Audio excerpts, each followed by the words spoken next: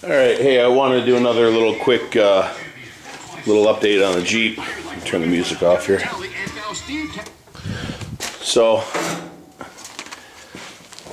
I did all the patchwork over here. I've since sanded it down to get some of the high spots and sprayed a little bit more of that rust inhibitor in all the screw holes because there's bare metal in there now.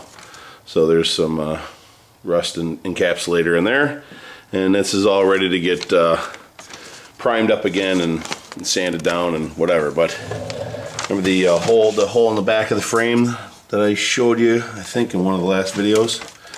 So let me get on a tripod real quick and I'll show you how I'm going to patch this, and then we're going to go on the other side. But for right now we'll do this side, so give me 1 second. Okay, so all you need to do is just take a piece of paper.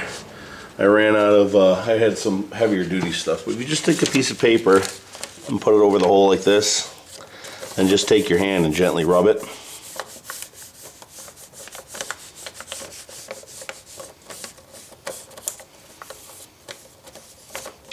Yeah, your fingers are dirty from working on it, so the transfer is nice, and then there you go. This is what you're left with.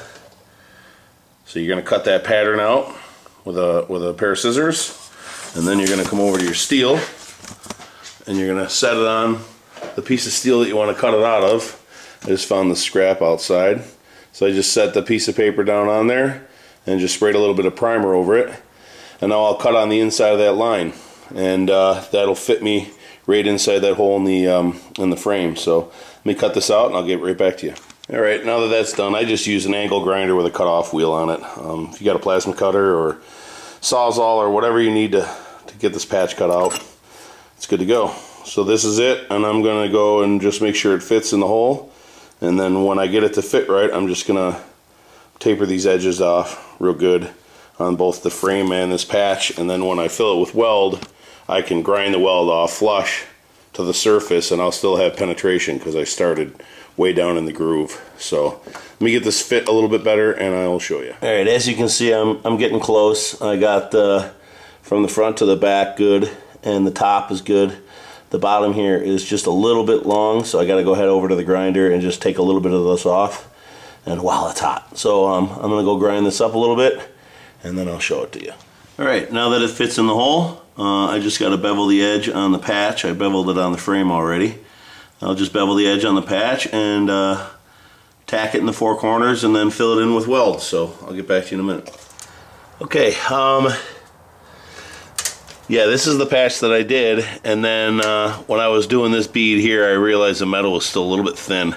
So I whacked it back a little bit, and there happened to be a small little crack in here, and it was still pretty thin. So I cut out another patch and welded in the two patches.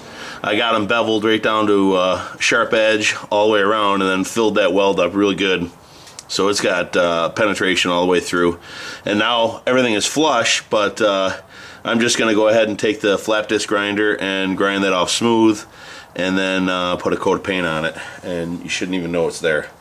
I would have filmed the welding, but I have to use my generator to run my 110 welder because the outlets out here, I keep popping breakers. So anyways, that's as far as I got there. There's a hole on the other side that I got to take care of. I won't dress it up as nicely as this because it's covered with the gas tank and the skid plate and everything once I'm done, but yeah, that's another thing. The gas tank is out of the truck, so there's no risk of catching the fuel on fire. If you're going to be doing anything on the back of your frame, you got to at least cover your gas tank with something that's non-flammable, or pull it out like I did. So yeah, that's it. I'm going to grind this up and I'll show you the finished product. Alright, there it is. Patch is all in. It's all ground up. It's pretty smooth. Grinder leaves a little bit of crap going on, but the rest of the frame is going to get that undercoating spray and all that junk over it, so you're not going to be able to even tell that patch was in there. And then after that, I'm going to go on the other side and do that patch, and then we'll get the tank back in.